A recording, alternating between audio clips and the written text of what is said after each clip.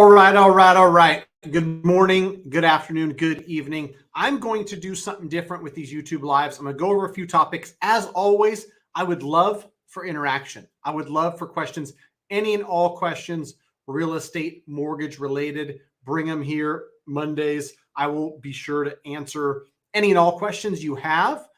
If there's not a lot of questions and interaction, I will just throw out 10, 15 minutes of my thoughts on different things that are affecting mortgage and real estate and that are top of mind for me. In today's video, I want to talk about a few things. One, being the California Dream for All program.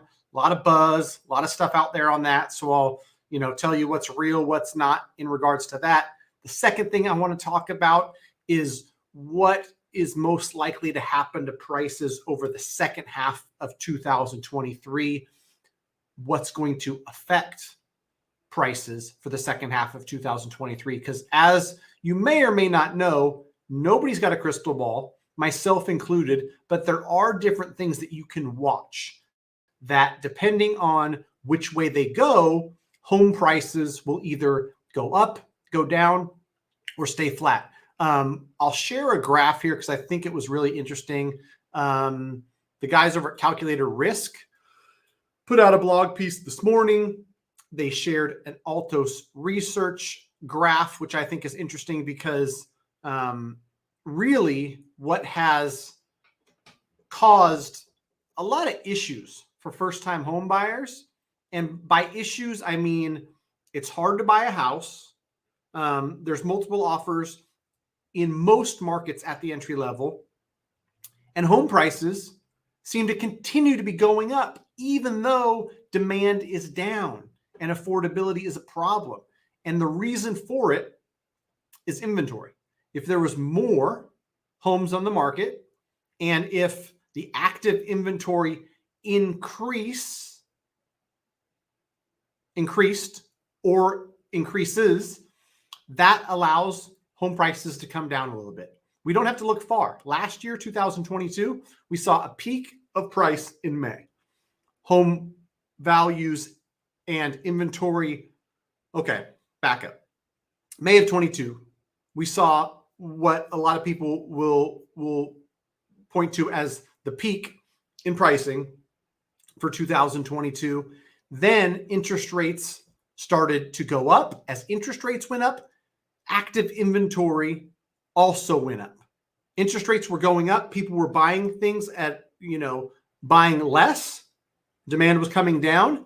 And with that, we started to see price concessions. We started to see sellers give out credits and whatnot. So inventory up meant prices down. That's what a lot of people are hoping for. If you want home prices to come down, you need inventory to go up. The problem is that there's still enough demand to quell all of the inventory that's coming out there. And inventory, let me show you this chart. Current inventory. It is wild. This is from Altos Research. And if you can't read it really clear, I'll just go over it quickly. This red line is active inventory 2023. And up top, red is 23, yellow is 22, purple is 21, blue is 2020. And as of July 14th, there was, and they do it like by week here, like 28th week of the year, which is mid-July, 470,000 active inventory. Last year, like I talked about, this yellow line, inventory in a hot spring market was going down. It's not like that in like 2019 and before. Inventory would stay steady and then start to increase. Like for it to come down like it's done these last few years is just not normal seasonality. It's generally flat, like you'll see here, and then it increases. Sharp increase in 2022 because of rates. Rates went up, the market froze, the buyers froze, and so active inventory went up. When active inventory goes up by a few 100,000 units, buyers have more to choose from. Buyers are able to, especially when they're sitting in an environment where there's less buyers because rates have gone up and buyers backed out is what happened, or paused or whatever the case may be. they're able to offer less on the house. They're able to get a better deal. They're get, seller concessions and all that good stuff, right? And so not only are, active inventory numbers down 7.5% year over year from last year, which was really, really thin as far as inventory is concerned, down 50% from 2019. So normal year 2019, fast forward to 2023, there is 50% less active inventory. That is what is supporting home prices. That is what's pushing home prices up. And it's, something that it's hard for people to wrap their head around. How are we in an environment where home prices are high, mortgage rates are high, it's unaffordable for everybody, yet prices don't come down? It's because of limited inventory. So if you want to track home prices, you should track inventory. If inventory starts to rise, active inventory, namely, you can see 5, 10, 15% decrease in home prices over the next 6 months. If it doesn't, if inventory remains really, really tight and low, home prices will be stable at best and might tick up at worst, at least from a buyer's perspective. I say best case and worst case. If you're a seller, you want home prices to go up. If you're a buyer, you want them to come down. Mr. Ryan Lundquist, thanks for joining, man. I appreciate you. Great question. Am I seeing fewer offers lately? What's the temperature feel like on your end? Quite honestly, I thought it would slow down more than it has as far as offers and action on the buy side. I thought it would get easier for the buyers that we're working with based on what rates have done over the last few weeks. And I quite honestly haven't seen it yet, but I expect to. So it's certainly not as hard as it was a few months ago, but it's not significantly better for buyers. At entry level, which, Sacramento County and surrounding will just call at or near 500 grand is really, really competitive. I saw a home in the neighborhood I live in of College Glen where they probably trade between 500,000 and 600,000. I saw a home sell and close here in July of 2023 for 700,000. Believe it was listed at 629, multiple offers, as you would imagine, and it eventually sold, and it's now sold and recorded $700,000 in College Glen, which I think there might have been one other sale in 95826 of 700,000 plus. That was 2021, if memory serves me correct. But, looking at a chart from like late June to the first week of July, where we went up to 7.25 and now back down to basically where we were 2.5 weeks ago, that might be the reason why the buy side hasn't cooled as much as I hoped or thought it would, right? Because it was going to be a good thing if rates stayed above 7 for a little bit. We need things to cool on the buy side so that buyers just have an easier time. But to answer your question, Ryan, I'm seeing slightly less offers, not as much as I thought I would see as far as cooling down goes. There is still a humongous cohort of buyers who are willing and able to purchase, kind of waiting on the sidelines for the right opportunity is what I believe it is. Talking with my team, we've got any given day 70 to 80 buyers who are fully pre-approved, have a full package, could write an offer today in various stages. Some pause, some actively looking, submitting offers, some probably looking, but not really thinking they're going to write an offer, just looking to make sure that they kind of are on top of the market. And so very interesting time in real estate. And I think because we have such a large amount of pre-approved buyers kind of waiting in the wings, there isn't going to be as much relief over the second half of 2023 as I might have hoped or thought there would be. All right, Joey Garessi, my man, how you doing? How was the Chicago deep dish? Or hope the Chicago deep dish was dope, bro. We went to we didn't go to Lou Malnati's. We went to God, what the heck is the name of it? Giordano's? Giordano's? I don't know, man. I'm already back to work in work mode, but me and the family were out in Chicago last week, saw a Cubbies game, got my wife inside Wrigley, checked that off her bucket list, and boys got to see some cool museums, go up in the Willis Tower, Navy Pier, and of course, some Chicago deep dish. Truth be told, we liked the thin crust better. So I don't know if there's any deep dish folks that are team deep dish. I'm team thin crust still. Deep dish was delicious, but anyhow, that's that on Chicago. We still got to get together, Joey. We still got to record a video about the Oklahoma City purchase because I'm dying to know about the details.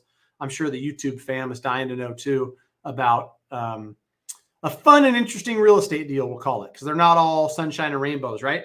Let's connect this week on that.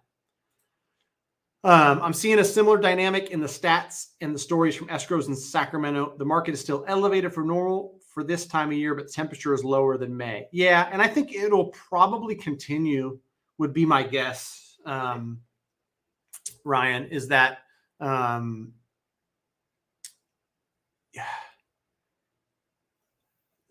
I hate to guess because it's such a difficult market to predict. You would think that a tick up in rates would cause more buyers to step out of the market, less people to qualify. But we still are talking to people day in and day out that understand there's never going to be a perfect time to buy real estate. It so happens that right now is the best time for them based on their situation. And so they're in it to buy. And quite honestly, when some people think it's a terrible time to buy, other people see that as an opportunity because they know not as many people are in the market. And, a prime example of that is at a 6.8 interest rate, people are like, no, man, I can't do it. Enter a market where we've got 5.8% interest rates in 9 months from now, just a guess, right? Not predicting anything. And there's 15 offers on every house and you got to bid 50,000 above ask. And it's just a longer process. It's painful for buyers. So in some ways, you have to pick your poison. Do you want a higher interest rate or do you want more competition? You can't have both, right? You can't have a 5.8% interest rate and be the only one in the market. Not going to happen. Some people who I've had really interesting conversations with want interest rates to go to 8. So then they know they're going to be one of the few players in the game. And they'll go out there and they'll get great deals. They'll refinance into something different, down the road and be able to change a mortgage that's temporary. But as far as, getting deals and whatnot, that's not so temporary. So I don't want to forget, because I did title this video, California Dream Program, is it back? So I want to touch on that for a lot of people that I've gotten inquiry after inquiry, and I'm pulling up CalHFA just so I can share the link. Here's what we got from CalHFA, in case anybody missed it. They came out and they said, what do I want to put up here? That CalHFA came out and they said, in the latest budget cuts, the California Dream funds that we had on the back burner were not cut. We don't know when, how we'll release that second batch of funds, but they're still there. They haven't been cut from the budget. That's all they said. And some people took that as second round of California Dream for All coming. I'm a guy who likes to share stuff on social media. I'm a guy who likes good marketing. So I'm not going to knock the hustle, but there was really no news to report. If you're interested in California Dream, that's not the I'll give you the link. That's not it.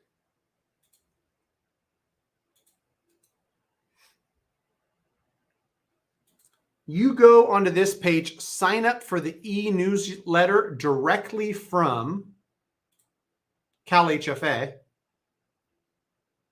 and they will update you when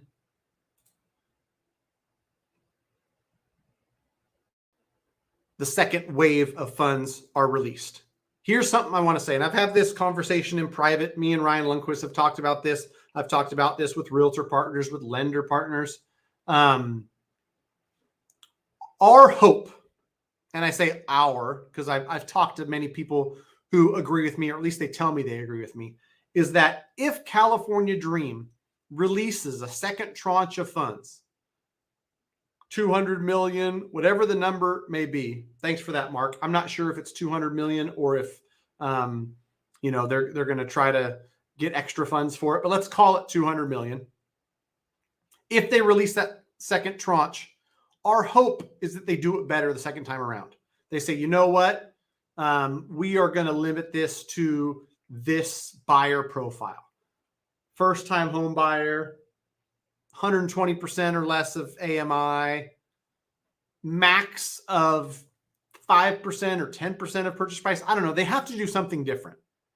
What we saw in the first round, unfortunately, was people who didn't need it taking advantage of it. I had people pre-approved for $1 million purchase with 20% down, and they had the funds to do it.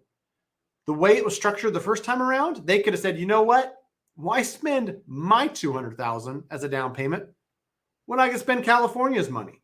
And I know people will argue like, well, it's something that's got to be paid back anyway. But in order to qualify and still having a reasonable payment and all the things this program was intended for, there was people that needed it a lot more than the ones who qualified for $800,000 mortgage and had $200,000 in the bank to put down. Simple, right? Like, I'm somebody who believes that if you're going to introduce a program like this to help certain folks get on the property ladder and help buy a house, it might not be the $200,000 a year income earner with $300,000 in the bank. That's just me.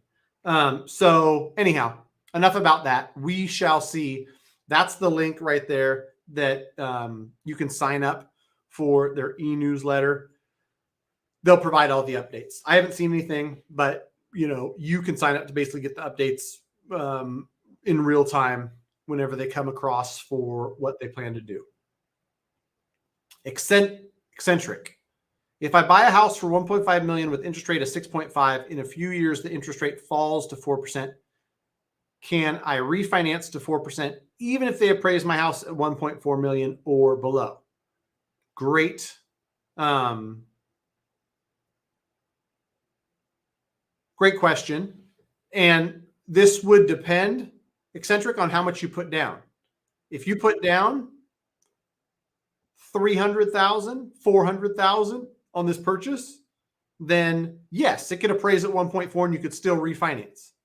If you bought for 1.5 million and found a lender that would give you that loan with 5% down, that's a different scenario. Most lenders, today's market, are going to require 20 to 25% down on, I take that back. You put 10% down on a jumbo loan, it's going to be pretty nasty terms. So most all the people that I'm working with that are buying for 1.5 are putting down at least 20%, 25 and 30 in most cases.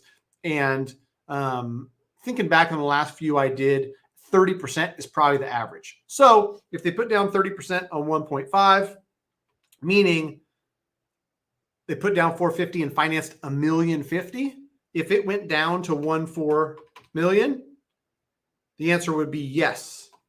You could still refinance. It'd still be under that 80% loan to value to do a refinance in that case. If I have a business, will they include that into my income? Of course. And I mean, loans are fairly simple. There's a lot of intricacy when it comes to, different loan types and how to structure it and who's going to qualify and for how much. But like income versus current debts plus the mortgage. If you've got, a credit score that supports, a lender being okay with lending you money, and the debts versus the income calculation works out, under the limit allowed by that program, that's all it takes. If they don't account my business income, will I qualify? It depends. Are you qualifying with just your business income? And I'll give you a scenario. You make $10,000 a month on a W-2, and you also have a business that generates $5,000 a month in income that's taxable and shows up in your income tax. Like now you've got $15,000 a month in income combined. If you don't account for your business, that business goes out of business, whatever. Now you've just got the $10,000 a month in W-2 income. Hopefully that answered it, because I didn't really understand where we're going with that one, but I'm here for it regardless. So California Dream, not sure when it's coming back. Thanks for joining, Mark. I appreciate it. I think that's what they said they had left, right? 200 million. We go and see. I forgot to say what's up to my buddy Kevin Hawthorne. Thanks for joining, man. I appreciate you. I should have checked out Lou Malnati's while I was there, Joey. I didn't get a chance to. Fire away with questions, because I'm planning on being on here for about 30 minutes today. I love the back and forth that we can do with questions. So ask away with questions. I'm going to take a peek real quick at what rates are slightly better today. The 10-year Treasury's down 2 basis points to 380. Man, that was a very short-lived time above 7%.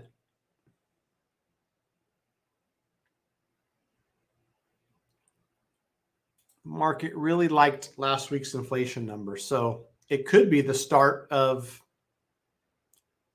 downward trending rates, but I don't want to make the same promises I made in May. Those didn't come true.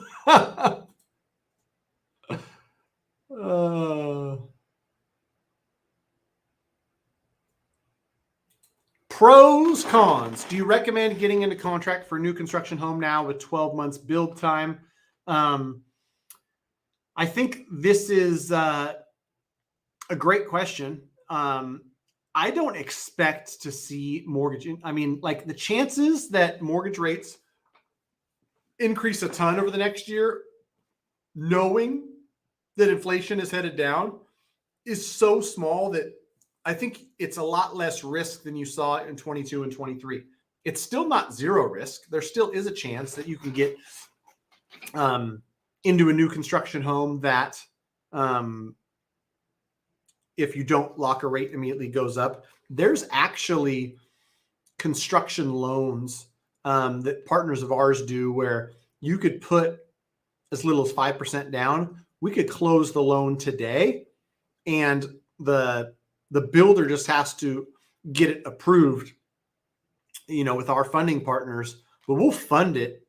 You'll be locked into today's rates. If rates improve before you close, we can slide into that lower interest rates.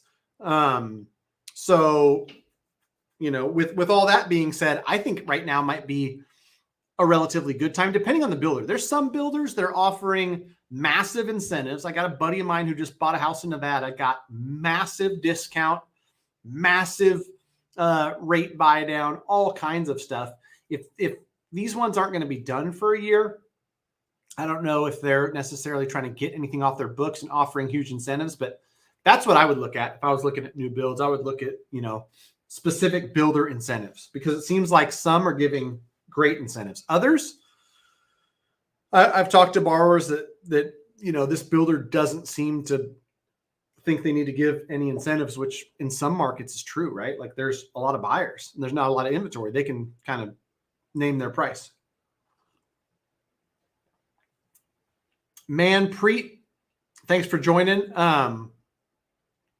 We should know in September. I believe it's September every year when we'll hear about the 2024 loan limit increase. I expect it to be smaller this year, but still an increase. And a lot of lenders will not wait until 2024 to honor it. They'll honor it in October or November. So, yeah, stay tuned. Probably coming, 8 to 10 weeks from now. I see what you're saying, Eccentric. You're trying to stay below the income levels for CalHFA. Whatever qualifying income you use to qualify for the loan gets put into that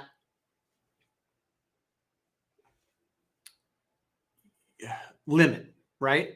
And this even counts for somebody trying to qualify for like a home ready, home possible, and you've got to make 80% of the area median income or less. If you're buying a property and using rents from one of the units, you have to include that rent in the calculation. So what was I doing recently? I was doing something on a duplex or triplex. Someone's going to own or occupy. And for those loan limits, you got to include the rent too. So you would, if you needed that business income to qualify. If you didn't need to qualify, you're just using your W-2 to qualify and also to qualify under the income limits. Hopefully that helps. Can house hackers ever use their house hack income, or do we have to use our W-2 or pension income to support the old mortgage and the new owner op? The short answer is no. And to kind of simplify it for everybody else, when he's talking about house hack, he's talking about, I'm going to buy a single family residence. I'm going to rent out 3 of the rooms.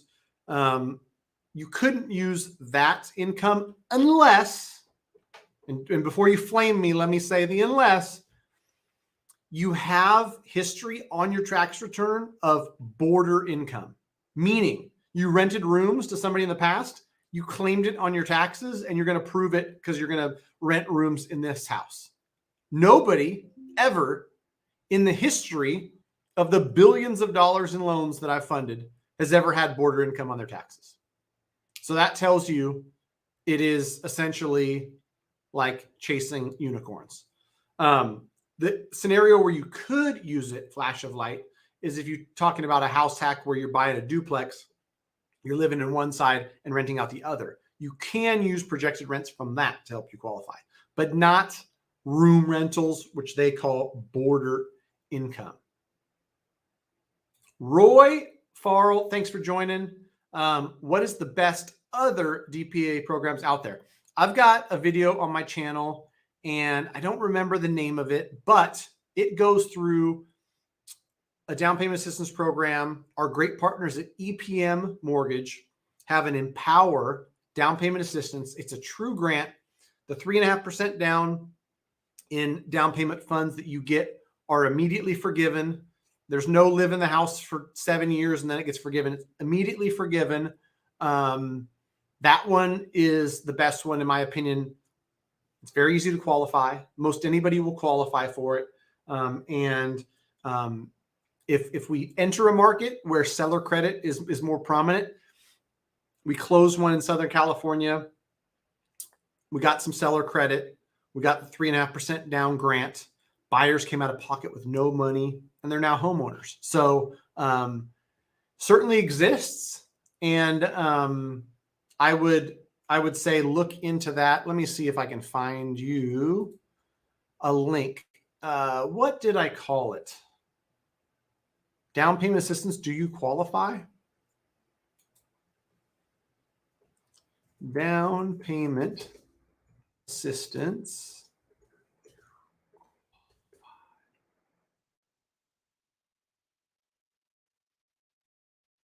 Searching on YouTube while recording on YouTube.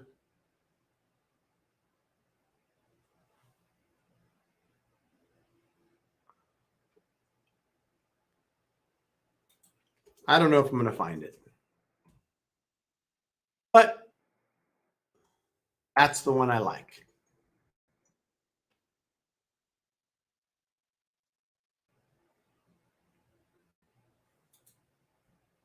That one, EPM, doesn't have loan or income limits. I'm going to share the link here. Fully forgiven homebuyer grant. Matt, the mortgage guy. That's what I would search if I was looking for this. But I'll give you the link because there's 850 videos on my channel. So fully forgiven homebuyer grant, Matt, the mortgage guy. That would probably get you there. Boom. Comment. There you go. All right. Man, that haircut in that video, that is high and tight from Matt, the mortgage guy right there. That's it. EPM, great lender, great partner. Man, okay, everyone's predictions. So here we go. Predictions that I can throw out there. And maybe if I'm a genius and I nail it, we'll come back and we'll clip it. What do you think? How much they will increase in California? Generally speaking, they do a year-on-year home price increase. I don't know what time periods they do, but they use that to adjust that loan limit. So let's call it conservative, like 5%. Let's call it 5%, Manpreet, that they increase loan limits. So, roughly 726 grand across the country. Maybe that goes to 762 in the high balance counties where it's over $1 million. If that goes up 5%, then we're talking, million. Back in my young days, I'd probably just do all this in my head. Yeah, like we might see a high balance in some of the high cost areas of like 1.135 million being a conforming loan. That would be wild. All right, last prediction, then I'm out of here. I got work to do. Time to bring out the crystal ball. Where are rates going to be July 1st, 2024? Drum roll. I wish I had like effects. I wish I had some more stuff. I do a great drum roll right here, Joey. And then I would say July 1st, 2024, 5.94%. I started rooting against rates going down. Sorry.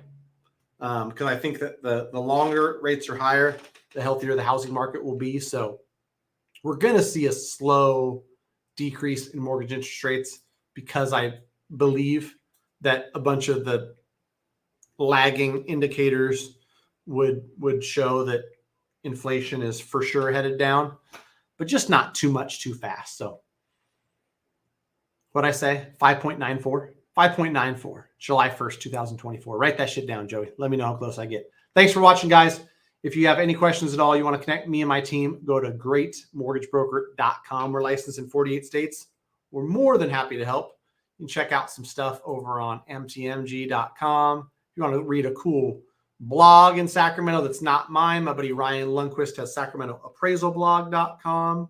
If you got a question for me and my team that you just want to bounce off of us, go to team@mtmg.com, fire an email there. You want to connect with an agent in your area and you want somebody who's going to be responsive and knows the area and is good. My friends at homeandmoney.com vetted these people. So if you go to homeandmoney.com/Matt, they can connect with an agent whether you want to buy or sell. What else? What other stuff could I hawk here? I don't know. No more hawking. Just go to greatmortgagebroker.com, fill out the form. If you want to connect me and my team and close on a deal, no matter how hard it is, even ask my buddy Joey Garesi. Right, Joey? Peace. Thanks, guys.